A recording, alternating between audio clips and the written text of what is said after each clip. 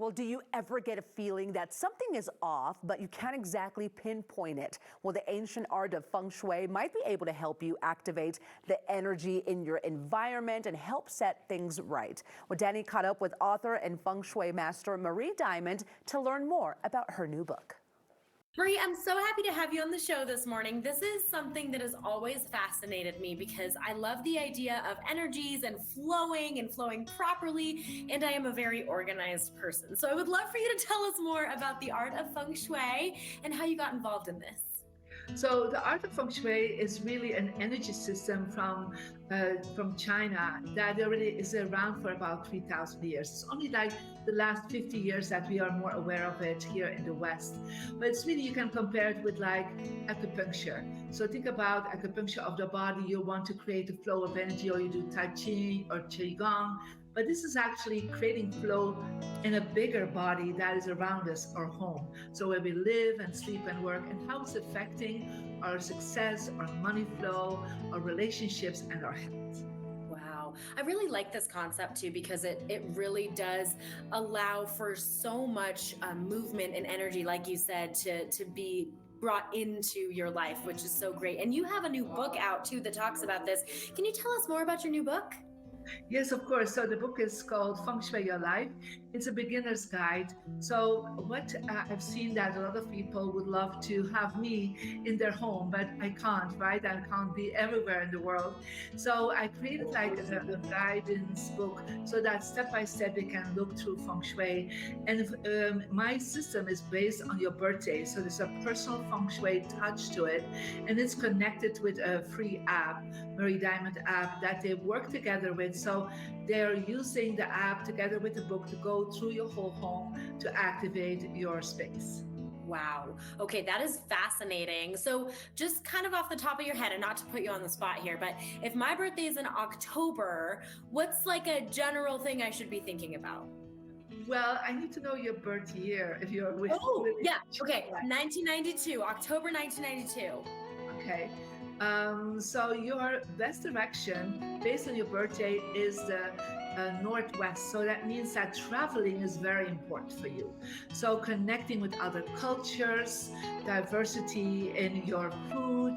So anything connect with that. And for you to activate the northwest of your office, the northwest of your bedroom, with books or with items that for you resonate success and wealth. Wow. Okay. That is spot on, actually, Marie. That's so crazy. Okay. So why do you think it is important to think about how we have our living space set up, or like you said, our offices, any place that we spend a good amount of time? Well, you know, everybody experiences that they go to a certain place and they feel great in that space. They just don't know what it really is. There's a certain vibe to it. But, you know, there are other areas where you come in and you just like to avoid that area. And you don't know why, but it's perhaps because the energy flow is really not great.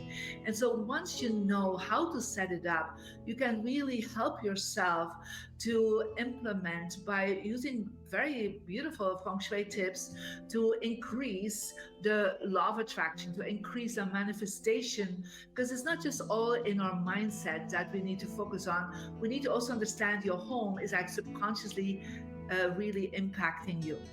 Wow. Oh my gosh. Okay. So then would you say that Feng Shui is different for everybody then? Well, based on the birthday, yes, it is different for everyone.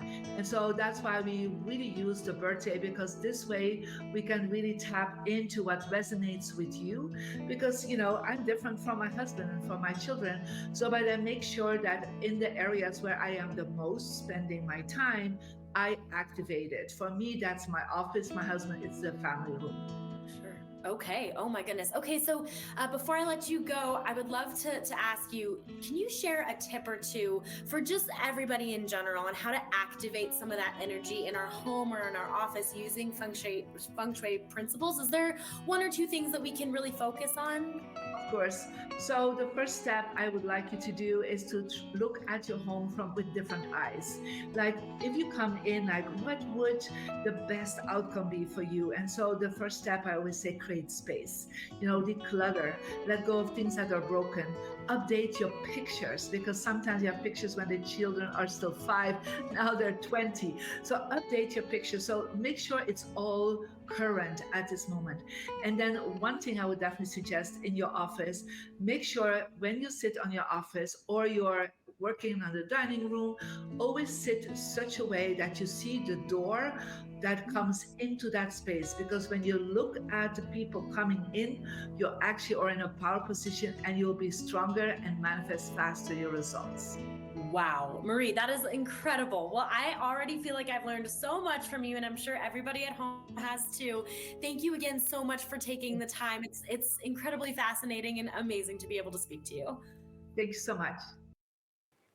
And you can get Marie's new book, Feng Shui Your Life, wherever books are sold. You can also connect with her on social media. Her handle is Marie Diamond Official.